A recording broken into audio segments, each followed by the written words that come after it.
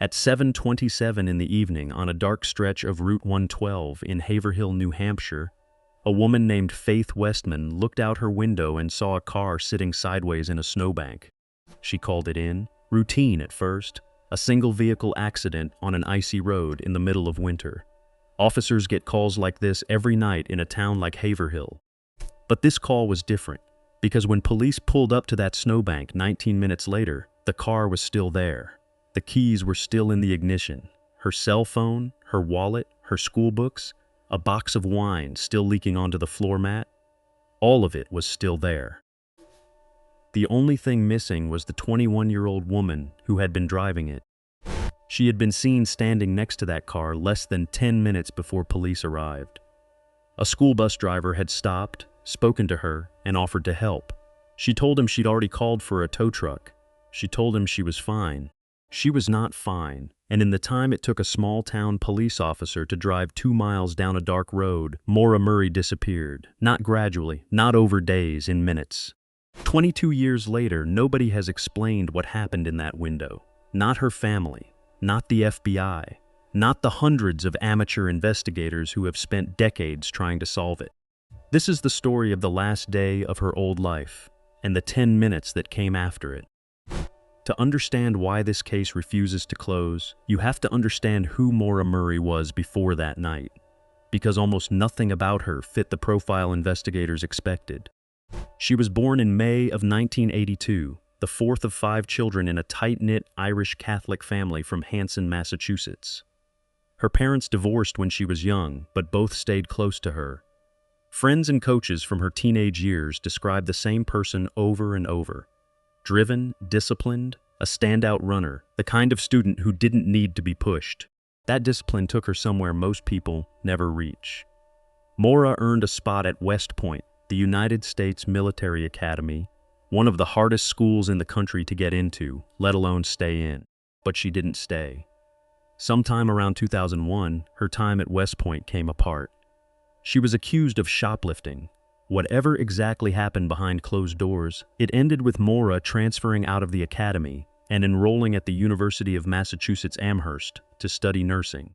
On paper, her life afterward looked like a recovery story. She was excelling in her clinical rotations. She was engaged, or close to it, to a man named Bill Rausch, an Army officer she'd met during her West Point days, now stationed at Fort Sill in Oklahoma. But underneath the surface, cracks were forming.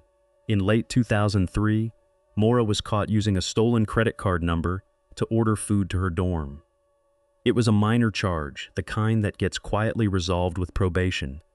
But it meant that as a future nursing graduate, she now had something on her record that could follow her. And her relationship with Bill wasn't what it looked like from the outside either.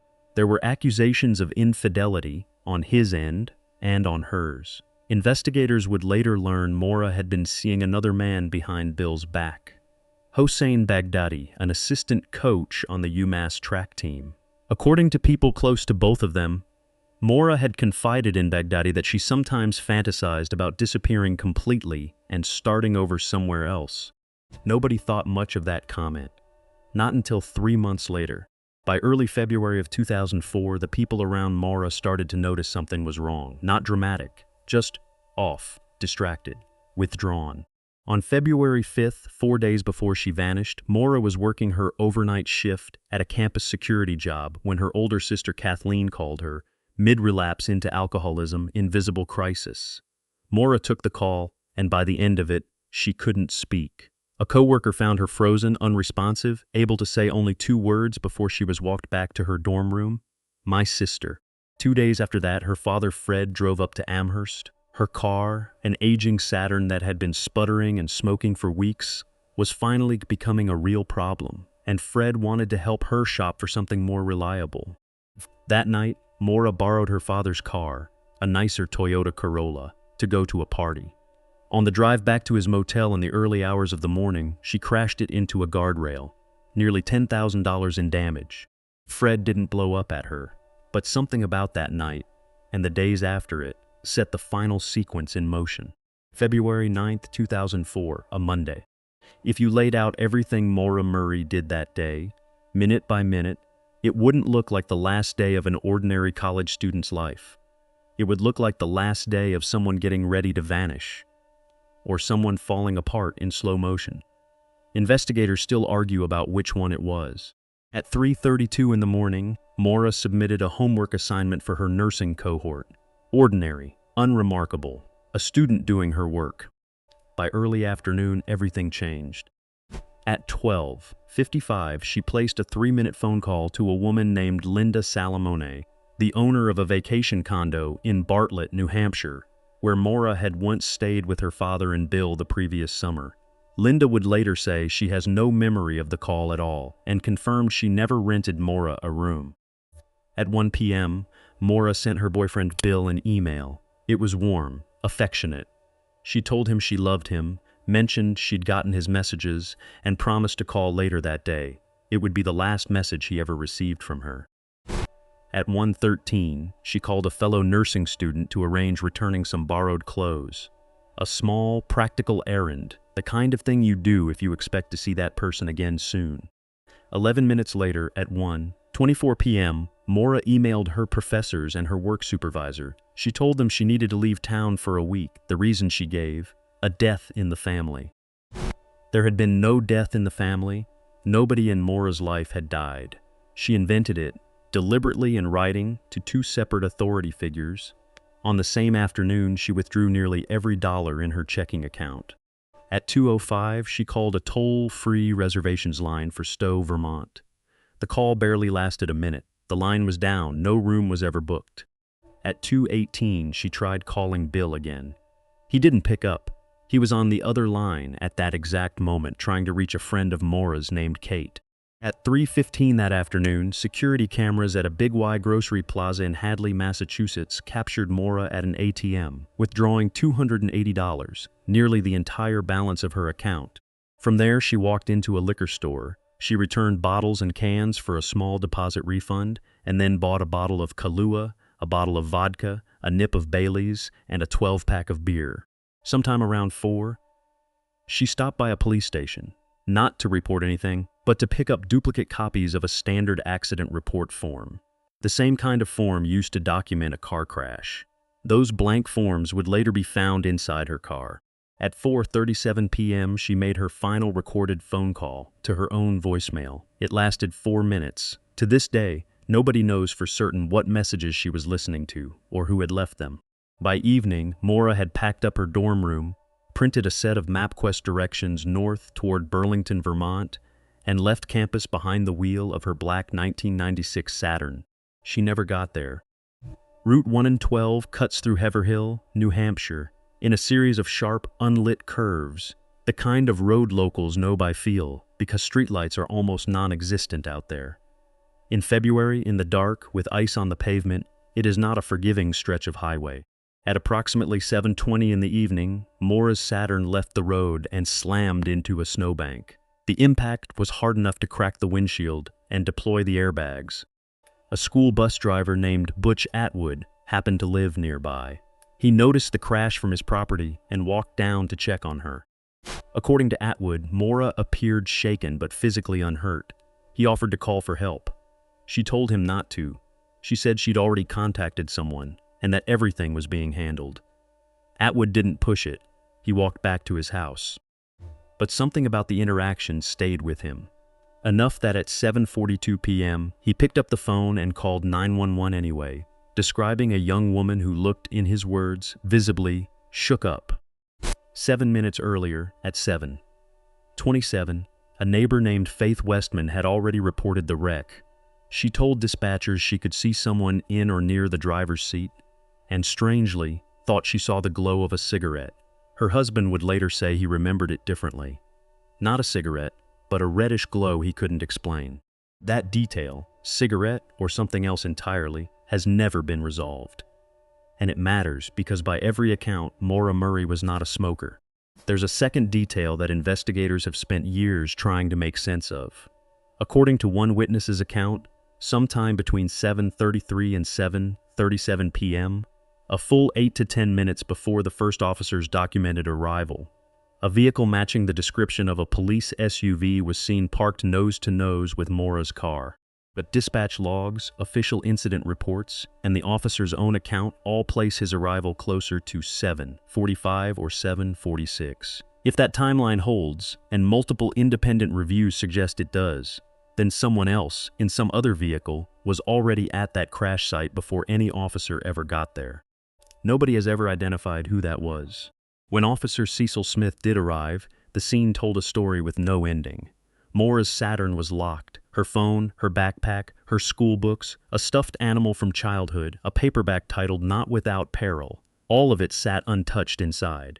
There was a rag stuffed into the exhaust pipe, which her family later explained was a trick her father had taught her, meant to muffle smoke from the car's failing engine. And there was a red-stained bottle in the front seat, which some investigators believe points to drinking behind the wheel, though that has never been confirmed. Maura herself was gone.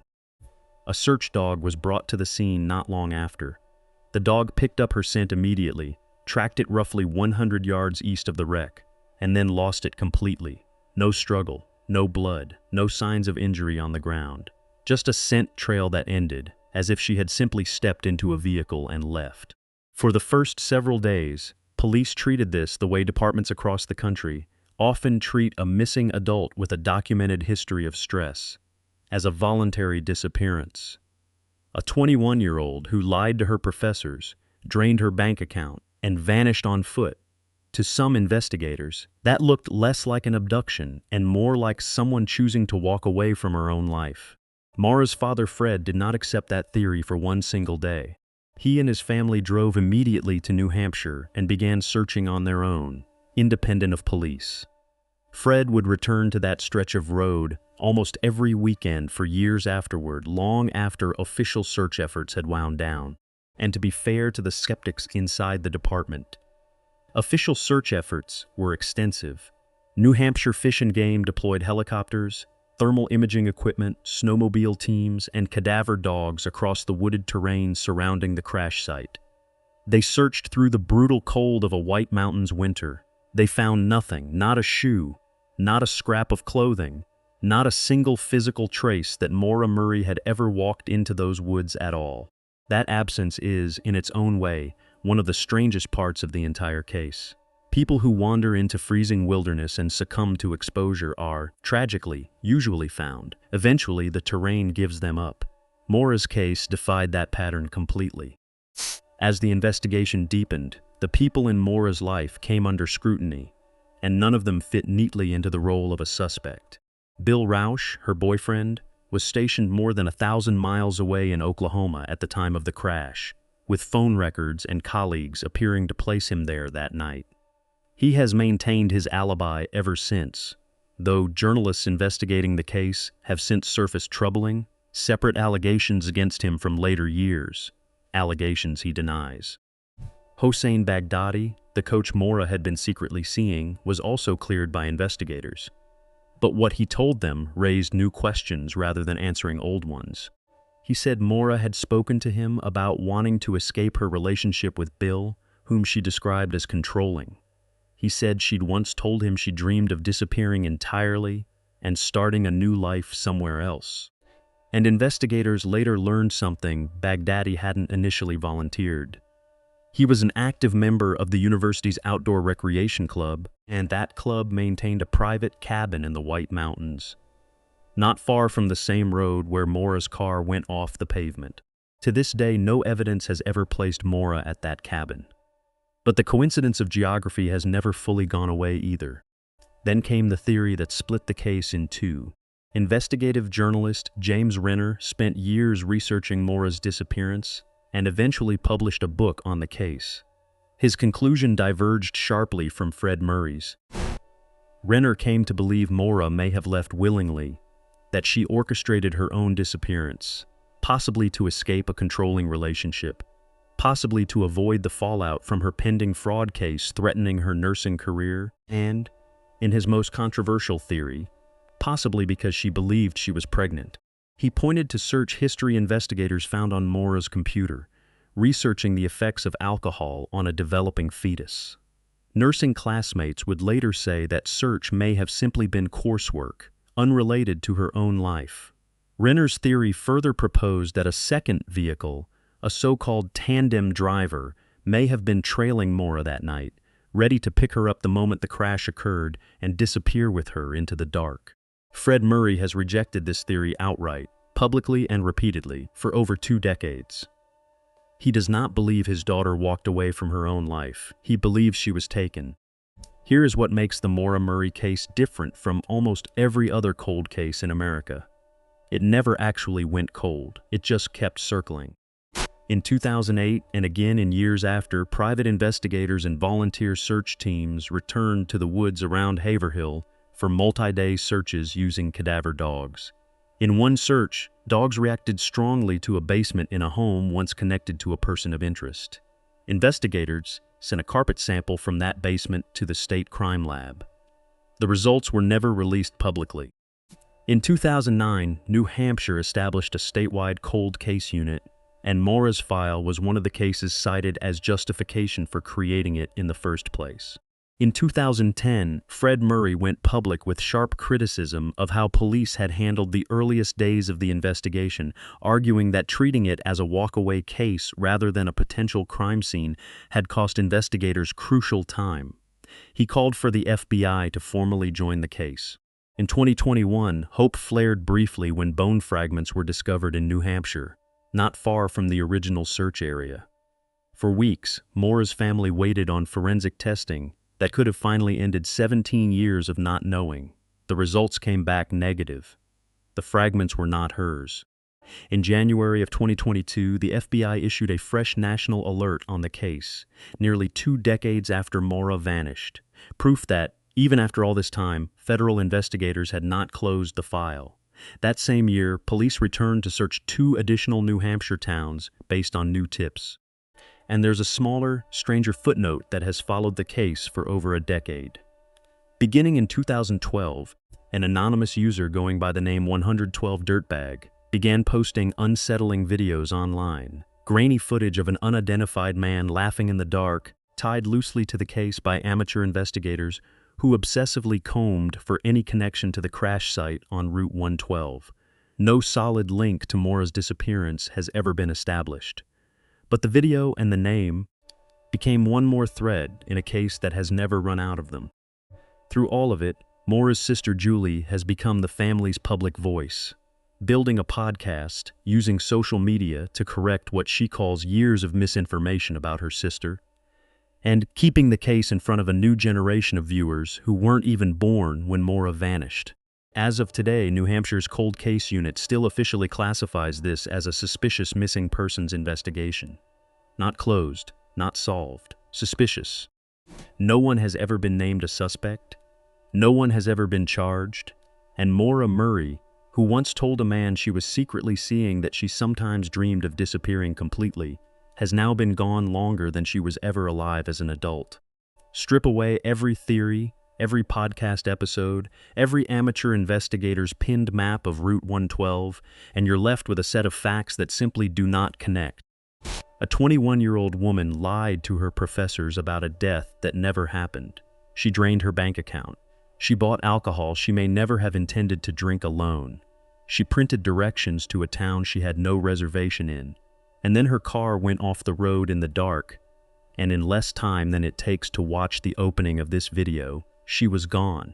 No footprints leading away through untouched snow, no blood, no struggle. A search dog that found her trail, and then, 100 yards later, found nothing at all, as if she'd stepped off the earth entirely. Maybe she wandered into those woods, disoriented from the crash, and the White Mountains simply never gave her back. Maybe someone was waiting for her that night, someone she knew, someone with a reason to help her disappear. Or maybe, and this is the theory her own father has spent over 20 years refusing to accept, maybe somebody else was already parked at that crash site before police ever arrived, and Maura Murray never got the choice to disappear at all. Every one of those theories has evidence behind it. None of them has enough. Somewhere, whether she is alive or not, the truth of what happened in that 10-minute window still exists. It's sitting in someone's memory, or in the ground, or in a life Maura may have built somewhere far from Massachusetts, under a name nobody's ever thought to search. If you know anything, If you've ever driven Route 112 in Haverhill and remembered something that felt small at the time, the New Hampshire Cold Case Unit is still listening. But until someone comes forward, the only certainty in this case is the one that started it. At 7:27 on a February night in 2004, Maura Murray was standing beside her car. 19 minutes later, she was gone, and she still is.